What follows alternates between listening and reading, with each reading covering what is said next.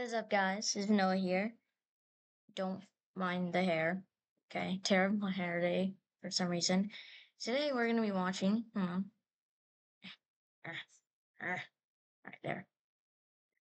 Today we're gonna be watching every web browser explained in 20 minutes. Maybe just like that. By Explainer Chris and Explainer Guy 01. Don't make sure to subscribe to them and me. Anyways, I'm gonna shut up now. Alright, what do we have here? We have IE. What is IE again? Internet Explorer, I'm pretty sure. Chrome. Oh, I did not mean to do that. But I have Chrome right here. Edge, don't have Edge. Safari, nope. Firefox, no. Opera GX, no. Brave. Brave's right here. Tor, don't know what that is, even. Liberty, Wolf, I don't know what that is. And DuckDuckGo, I get so many ads of DuckDuckGo. It is actually annoying on how many ads I get of DuckDuckGo. Mostly on like TV though, on like YouTube or something. Yeah, sorry, I go to YouTube on TV. Anyways, Internet Explorer is first. Internet Explorer. Internet Explorer was once the king of web browsers, the default choice on almost every Windows PC. If you used the internet in the early 2000s, you didn't really choose a browser. You just opened Internet Explorer and hoped for the best. Open your PC, click the blue E, and you're online. No setup, no choices. For most people in the late 90s and 2000s, that was the internet. Not because it was great, crazy. but because it came with Yeah, I could not survive the 90s without YouTube. I would not be able to survive with just Internet Explorer. Windows, and nobody really knew that there was an alternative. Launched by Microsoft in 1995, it Yeah, 1995. I cannot wait 10 years for YouTube to be made. I cannot wait one. quickly dominated the market by being bundled with Windows, reaching over 95% market share at its peak. That dominance was so extreme, the US Department of Justice sued Microsoft, arguing even that when, bundling YouTube came IE with out, Windows all of was my favorite videos won't even be a thing because 2005 YouTube would be a new thing. There would be like 0 videos. anti-competitive.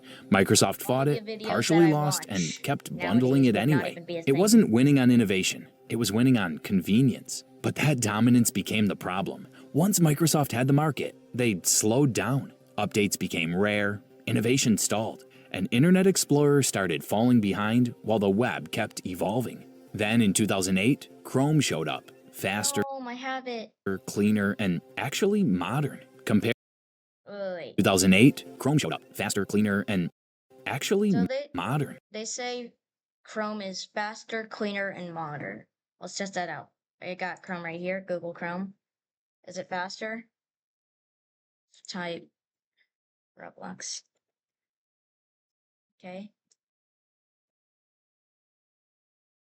Honestly, I don't know what Internet Explorer was like, but yeah. Chrome's also pretty clean. Yeah, it's clean. It's clean. Modern, obviously, but yeah. Compared to that, Internet Explorer felt outdated overnight. Pages were slower, bugs were common, and security issues didn't help either. It didn't take long for Internet Explorer to turn into a meme. The browser you open to download another browser. By the time Microsoft tried to fix the browser you open, Wait, does anyone need me? Nah, no. Hey, I need you to download Firefox. I actually kind of feel bad for Internet Explorer. I'll use you, Internet Explorer. Let's actually use it right now. Internet Explorer. I'll use you. Oh, it just brought me to Edge. Okay. Oh. Wait, is this actually it? You can get Internet Explorer? No. I'm not, I actually wasn't even gonna do it. I'm kidding, I'm kidding. I'm definitely not cheating. open to download another browser.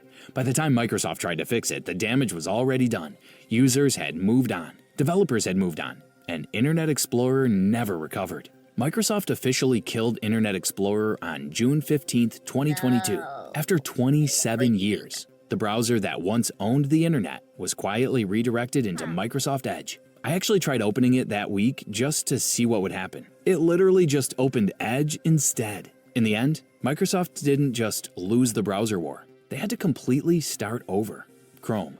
Google Chrome didn't just enter the browser market, it reset it. Launched in 2008, Chrome showed up at the perfect time, when Internet Explorer was slow, outdated, and honestly, a little painful to use. Chrome felt completely different. It was fast, clean, and simple. No clutter, no random toolbars you didn't remember installing, just a search bar and your tabs. It felt like the browser finally caught up to the internet. This is what killed Internet Explorer. Felt like the Why have been that much stuff open? What is that? We have Google. I forgot what the M is. Plane. Guessing that's like booking planes. And then Google again. And then YouTube. Then Google again. Then the Google Play Marketplace thing. I forgot what it's called. And then calendar, whatever that is, whatever that is, whatever that is. I think it's like another version of Google or something. I don't know. And then there's that. Google Keep. What the frickle doodles is Google Keep? And then there's YouTube again. And then there's Google Docs. Yeah, Google Docs. browser finally And I didn't know what that said, but it's something. And then what? Oh, so it's basically just Google Maps. caught up to the So, and then after that, I don't know, YouTube, Google, and then something else. internet. This is what killed Oh Internet my Explorer. God, bro. Speed was the biggest Why so factor. much? Pages loaded quickly, tabs ran separately, so one crash didn't take everything down with it, and the whole experience felt smooth. At a time when browsers would freeze for no reason, Chrome actually worked consistently, which was a pretty low bar, but still. Then came integration. You sign in with your Google account, and suddenly everything syncs. Bookmarks, passwords, history. It just follows you everywhere. If you were already using Gmail, YouTube, or Google Docs, Chrome felt like it was built specifically for you. Because, well, it kinda was. And then Android happened. Chrome became the default browser on billions of devices. At that point, it didn't just win, it took over. When your browser comes pre-installed on most phones on the planet, you don't really need to convince people to switch. But here's the trade-off. Chrome isn't just a browser. It's also part of Google's data machine. The same company that runs ads on half the internet also runs the browser you use to access it. Not a coincidence. It's also famous for eating RAM. Open a few tabs and everything's fine. Open 20 tabs and your laptop starts struggling. Open 50 tabs and at that point, Chrome isn't a browser anymore. It's a Crashes. Well, let's actually test that theory. You know what? I'm gonna test that off camera, you know? I'm gonna test that off camera. benchmark Maybe when the video's done. test for your RAM. Then there's control. In June 2025, Chrome fully enforced Manifest v3, a change to how browser extensions work. In plain terms, it capped how many blocking rules ad blockers can use and limited how they intercept web requests. Popular ad blockers like uBlock Origin got significantly weaker overnight. For a lot of users, that was the moment Chrome stopped feeling like their browser. So yes, Chrome won because it was fast, simple, and everywhere. But it came with a trade-off: convenience in exchange for some privacy and control. The most important move, though, wasn't what you could see. It was under the hood. Google open-sourced Chrome's engine, called Chromium. And that decision didn't Chromium? What is Chromium? Just a blue Chrome? just build Chrome. It changed the entire browser industry, including what Microsoft did next. Edge. Microsoft Edge is what happens Microsoft Edge, also known as Internet Explorer replaced. when you lose a war and decide to start over properly.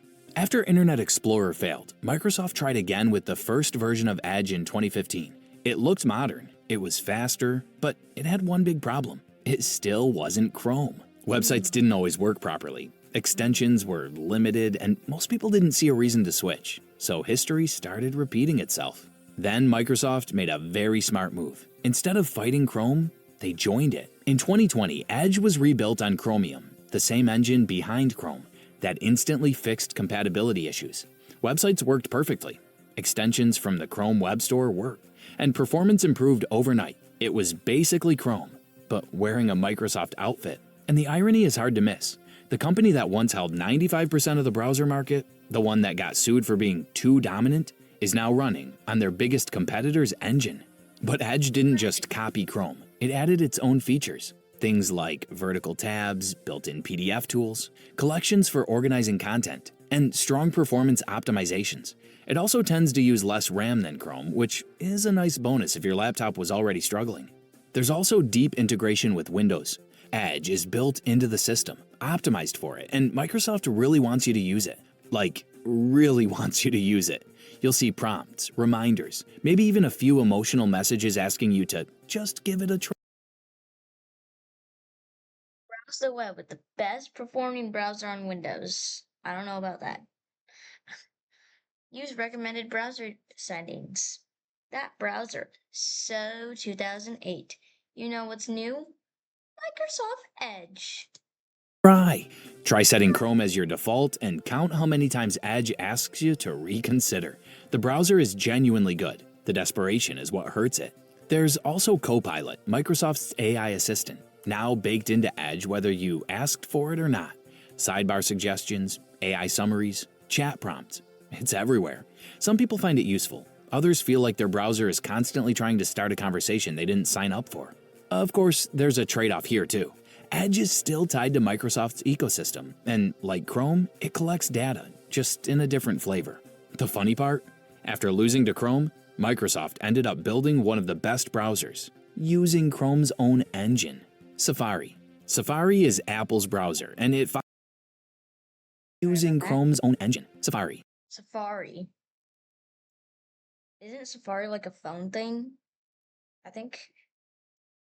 Safari I'm pretty sure. I don't think you can get Safari on computer. Safari is Apple's browser, and it follows the same philosophy as everything else Apple makes. Tight integration, strong performance, and very much their way or the highway. Wait, so does that mean that basically Safari is basically like the Google of iPhone? I know there's Google on iPhone, but Safari is like the Chrome of iPhone, kinda. 2003, Safari became the default browser across Mac OS, iPhones, and iPads. And just like Internet Explorer and Chrome before it, being the default matters a lot. Millions of people use Safari every day simply because it's already there.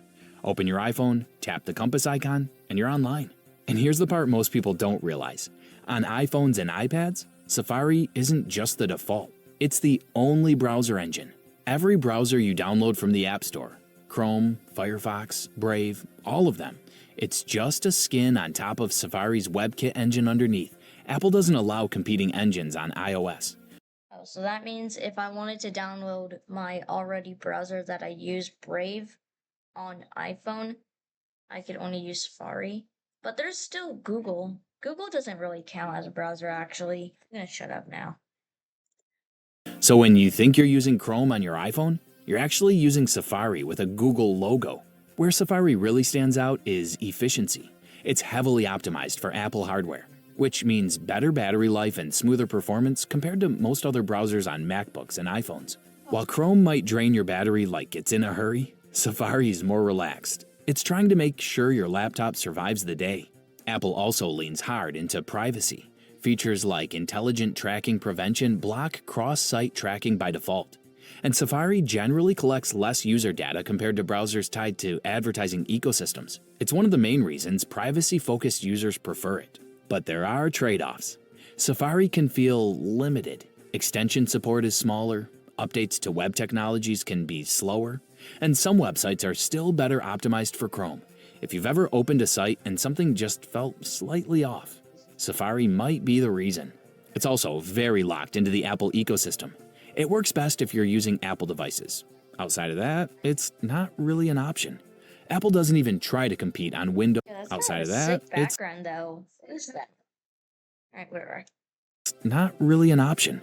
Apple doesn't even try to compete on Windows or Android. Safari isn't trying to win the whole web. It's trying to keep Apple users inside Apple's world. Firefox. Firefox is the last major browser Firefox has been recommended to me many times, but I just use Brave, as you can see down there, down here. Brave. I use Brave. that isn't built on Chromium or WebKit, and that matters more than most people realize. If Firefox disappeared, nearly every significant browser would run on Google's engine, giving one company way too much say over how the web works. Launched by Mozilla in 2004, Firefox quickly became the independent alternative to Internet Explorer, giving users freedom, customization, and privacy. It's open source, which means anyone can inspect, modify, or contribute to the code. Extensions are basically a playground. You can tweak themes, tab behavior, or block every tracker in sight. Privacy is baked in with enhanced tracking protection, Facebook container, and strict cookie controls. Firefox has had its highs and lows. I want cookies, though. You know what? I don't like Firefox because they don't give me free cookies. What do you mean strict cookies? Facebook container and strict cookie control. What do you mean strict cookie controls? You're saying I can't eat a lot of cookies? No, but in all seriousness, I'm gonna shut up. Firefox has had its highs and lows. In 2010, it had around 30% market share. Today, it's under 3%. Quick question. Which browser are Like in 2026? When was this? April.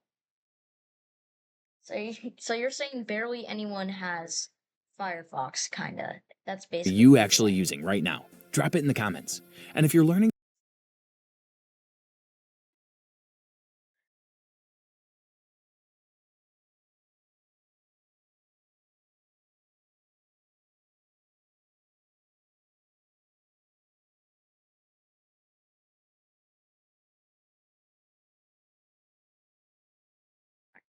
something new about the browser you open every day, hit the like button. It genuinely helps the channel. Competition from Chrome, Edge, and Safari has been brutal. Mozilla itself hasn't been without controversy either. Former CEO Mitchell Baker's compensation hit $6.9 My God.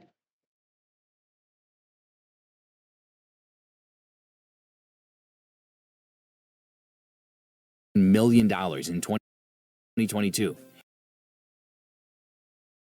Mitchell Baker. 6.9. Okay. Alright, then. Even as Firefox's market share kept What do we see? As of June 13, 2022, source stat counter. Oh, Chrome is Internet Explorer. Definitely, obviously. Opera. Yeah, Opera is like down because Opera has spyware on it. Safari, not that good, really. Firefox, also not that good. But Chrome, I might just have to blur out that number for very good reasons. shrinking. She stepped down in early 2024, but the optics left a mark. Add in AI partnerships and questions about organization. What is this? Current window, Firefox, AI window, Firestar. New browser, guys. New browser, Firestar. Foxstar. Starfox. Starfox. Current window, Firefox, and then AI window, Starfox. And then masked, and then purple mask. Private is the private window. Organizational direction, and some longtime supporters started wondering whether the mission had drifted. Even so, Firefox still matters. For anyone who cares about keeping the web open and independent, it's essential. It's quirky, a little. Honestly, is it just me, or why is Firefox like kind of outdated? I would say.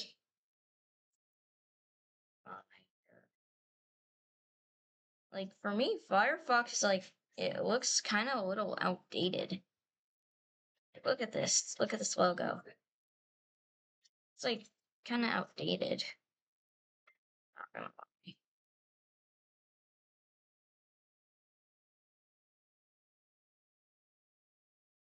Also, I'm gonna eat lunch, so I'll be back real quick.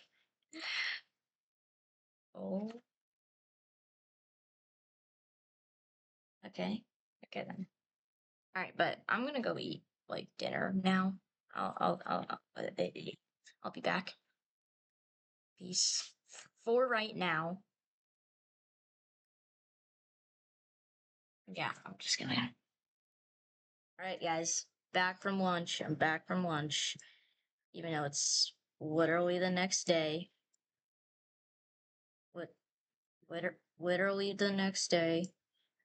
Okay, can you please work? All right, there. What the heck? All right. Technical difficulties right now. What happened? There's technical.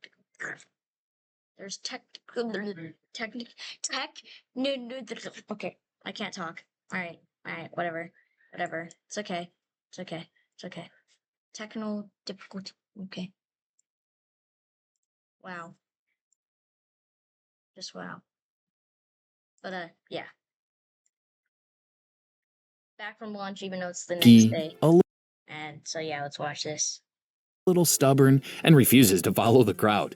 The internet's rebel with a cause. Opera GX. Opera. Now, Opera GX now. So, Opera GX heard it has spyware on it. Used to use it. No joke, I actually used to use it. Even my friend Junior used to use it, which is why he had to get a full wipe. I just had to uninstall it. I only had it for like maybe a few weeks. That's all though. Opera GX is built for gamers. It runs on Chromium, like most browsers. But what it adds on top is genuinely different from just slapping a gaming skin on Chrome. RAM and CPU limiters make sure the browser doesn't eat your PC mid-match. When was this made? When was this made? Yeah, they shouldn't. I think they should know that it has spyware now. While a built-in news hub keeps you up to date on game releases, the design leans hard into the gaming aesthetic with customizable colors, animated backgrounds, and sound effects that make using it feel like part of your rig. It's flashy, but also practical. A browser built to coexist with resource-heavy games. Regular Opera, meanwhile, is less flashy, but still innovative. It introduced features like built-in VPNs, ad blockers, battery savers, pop-out video, and messaging integrations years before they were mainstream. Opera likes to experiment first, even if only a small slice of users ever notices. There's an important ownership note. Opera was acquired by a Chinese consortium in 2016, and that includes GX. What this means for your data is debated, and users should be aware. It's not inherently unsafe. Yeah, guys. Opera GX has spyware. All right, do not get it. You might have to get a full wipe, just like my friend did. Let me fix this. Right. But the information is worth knowing. Opera and Opera GX aren't for everyone, but they carve out a unique space in the browser world. For gamers and power users who want extra control and flair, they're genuinely different from the Chrome crowd. Brave. Brave is the browser. That's my browser. So you guys can see. Here, Brave. We got Brave. We got Brave. Hey. Calm down. Hello, Kyle. Who's Kyle?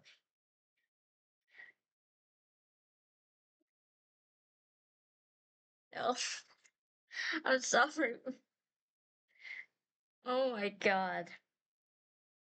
What are you looking at, buddy? What are you looking at? What are you looking at? Yeah. Oh my god. Brave? My browser? Okay. For people who hate ads almost as much as they love privacy. It was founded by Brendan Eich, the same person I love Brendan Eich. who created JavaScript and co-founded Mozilla. When the guy who helped build Firefox decides the browser market still isn't doing privacy right and starts over, that tells you something. Launched in 2016, it's built around speed, blocking trackers, and giving users more control over what they see online, all by default. No fiddling required. It automatically blocks ads, trackers, and third-party cookies, which now But I want cookies. hold on. Guys, can we all agree that everyone wants cookies?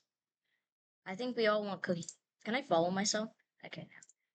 I think everyone wants cookies. All right. So, yeah. Not only protects your privacy, but also makes web pages load faster. Brave even takes it a step further with its own optional reward system. If you want, you can opt into privacy-respecting ads and earn cryptocurrency called BAT for viewing them. Some people see that as hypocritical, some see it as a reasonable trade, worth naming rather than pretending it doesn't exist. Security and privacy are baked in.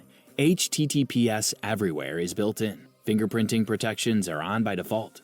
And Brave doesn't silently sell your browsing data to anyone. It's the browser equivalent of having a bouncer at the door who checks everyone's ID and sends advertisers home. Performance is solid too. Pages are fast, RAM usage is reasonable, and unlike some other privacy-focused browsers, Brave rarely feels sluggish. The trade-off? Some websites throw a tantrum when ads are blocked. And if you want to join the Brave reward system, you'll need to wrap your head around cryptocurrency. In short, if someone wants to switch away from Chrome today with zero setup, Brave is the most friction-free option. Tor browser. I actually have both of those. I have Chrome and Brave. So, Let's get this out of the way. Yes, Tor can access .onion sites. Yes, that includes the dark web. And yes, some of what's on there is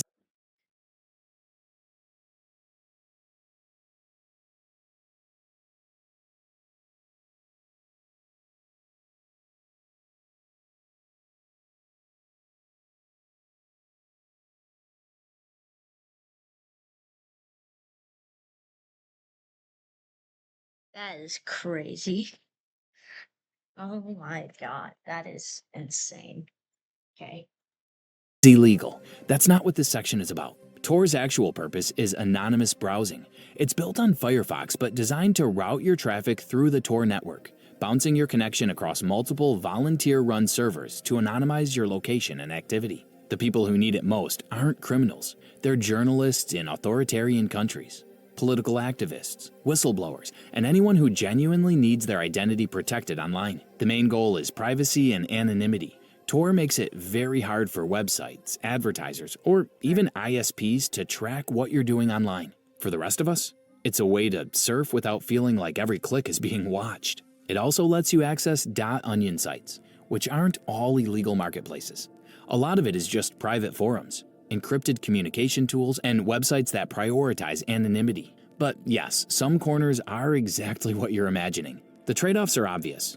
Tor is slower than mainstream browsers because your traffic takes a much longer, more encrypted route. Some websites block Tor users entirely, and running multimedia-heavy content or videos can feel like wading through molasses. Tor isn't a daily driver. It's a tool for when privacy actually matters. LibreWolf. LibreWolf is Firefox, but with every compromise stripped out. Where Firefox still sends telemetry data back to Mozilla and ships with some tracking adjacent defaults for usability, LibreWolf removes all of it. No data sent to Mozilla, no experiments, no sponsored content, no phoning home, period. It's fully open source, privacy-focused, and comes pre-configured to block trackers, telemetry, and annoying data collection by default. It's built for people who want serious privacy without needing to tweak a million settings. LibreWolf disables telemetry, fingerprinting, and automatic updates that might compromise privacy, giving you more control over your digital footprint right out of the box. Extensions are fully supported, so you can customize your experience just like Firefox, but without worrying that the base browser is quietly phoning home. Performance is generally solid. It runs about as fast as Firefox, though you might notice a slight difference on older hardware since some optimization features are disabled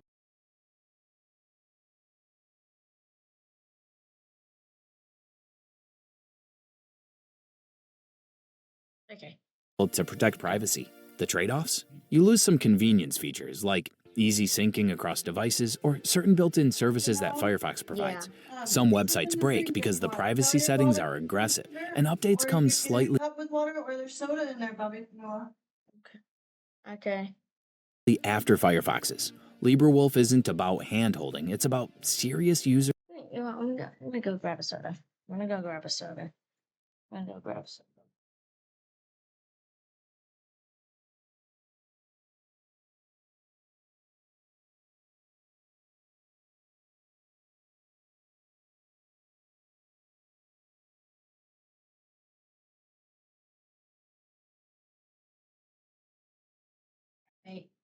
Yeah, cherry Coke. Honestly, in my opinion, better than normal Coke. Yo, this chair, man. It's comfortable, but like, it's gotta chill. The chair's gotta chill, man. Users who want control. Think of LibreWolf as the end of the privacy browser spectrum. Beyond this, you're in Tor territory. And that's a different kind of tool entirely. DuckDuckGo browser. Most people know.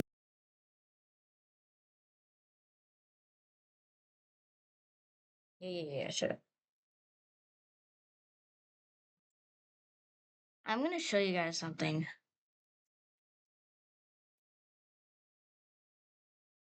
I'm gonna show you guys something.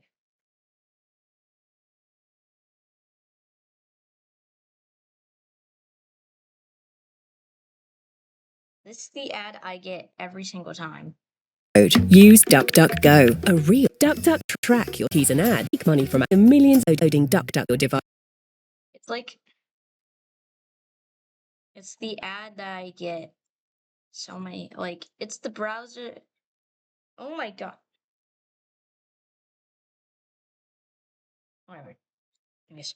DuckDuckGo as a search engine, but they've built a whole browser around the same principle. Privacy first, no tracking allowed. Unlike most modern browsers, DuckDuckGo doesn't run on Chromium. On Mac and iOS, it uses WebKit, while Windows and Android have a custom setup, a meaningful choice that keeps things. The DuckDuckGo logo looks fire as hell. Lighter and simpler. Every feature exists to keep you from being tracked. Duck Player blocks YouTube's ad targeting. Fire button wipes all browsing data in one tap. Email protection strips trackers from incoming emails. It's basically a browser that keeps your digital footprint tiny and tidy without making you think about it. Compared to Which would you guys rather prefer? Brave or DuckDuckGo? I have Brave, so I have to go. Brave, the difference is philosophy. Brave gives you more control and more features, letting you fine-tune your privacy That's crazy. That was such a coincidence. like a cockpit pilot. DuckDuckGo gives you less friction and a simpler experience. It's the set it and forget it approach. I still like Brave more. Who knows? Maybe Kyle. Who knows? Maybe Kyle. Maybe Kyle uses DuckDuckGo. Both aim to protect you, Yo, I fumbled so badly. I'm such an idiot. just in different ways. Different privacy philosophies for different users. Stepping back, this is the perfect place to close the story. You started with Internet Explorer, a browser so dominant Microsoft didn't bother improving it. And you're ending with a search engine that got so fed up with how browsers handle privacy that it built its own. The history of the browser market is basically that story on repeat. Someone gets complacent, someone else gets frustrated, and a new browser comes along to shake things up. Honorable mention number 1, Samsung Internet. Samsung Internet is the default browser on Galaxy devices, quietly powering over 1 billion downloads on Google Play. It holds around 3 to 4% of the mobile market, making it the third largest mobile browser after Chrome and Safari. Not huge, but far from invisible. It's built on Chromium, so under the hood it behaves a lot like Chrome, but Samsung adds its own touches. A built-in ad blocker, dark mode, secret mode, and anti-tracking features. All of this makes browsing smoother and a little more private, without the user having to think about it. Most people don't even realize they're using it. It's just the internet app on their Samsung phone. Rarely chosen intentionally, but reliable enough that Samsung keeps it around and updating. Think of it like the quiet, dependable kid in class who doesn't seek attention but gets things done consistently. Honorable mention number 2, Arc Browser. Arc Browser launched in 2023 from the browser company and immediately made 2023? That was 3 years ago. That's not even that much. waves by reimagining what a browser could look like. Forget the standard tabs and address bar. Arc introduced I still don't get why there's so many tabs open. spaces, a vertical sidebar, boosts for custom site styling, split screen bookmarks, and Little Arc, pop-up link previews. It felt less like a browser and more like an operating system for the web. Built on Chromium under the hood, Arc didn't just tweak the interface. It dared to challenge the entire concept of what a browser should be. Productivity enthusiasts quickly formed a cult following, praising its innovative tools for managing tabs, projects, and workflows in a completely new way. The catch? In 2025, the browser company paused feature development to focus on a new, simpler browser called Dia. CEO Josh Miller was blunt about why. Arc was simply too different, with too many new things to learn, for too little reward. Arc is now in maintenance mode, receiving only security and stability updates. Arc is the browser that dared to rethink everything, and then its creators walked off the stage before the final act. And that's every web browser, from Internet Explorer's 95% dominance to DuckDuckGo building a whole new browser because nobody else would protect your privacy properly. Each one exists because Brave does that. Okay. someone looked at the status quo and decided they could do better. Sometimes they were right. Which browser are you using right now? And is there one you secretly miss? Drop it in the comments. If this helped clear up the confusion, hit subscribe. Alright. Alright. It's gonna be the end of this video for today. So, yeah. Bye, guys.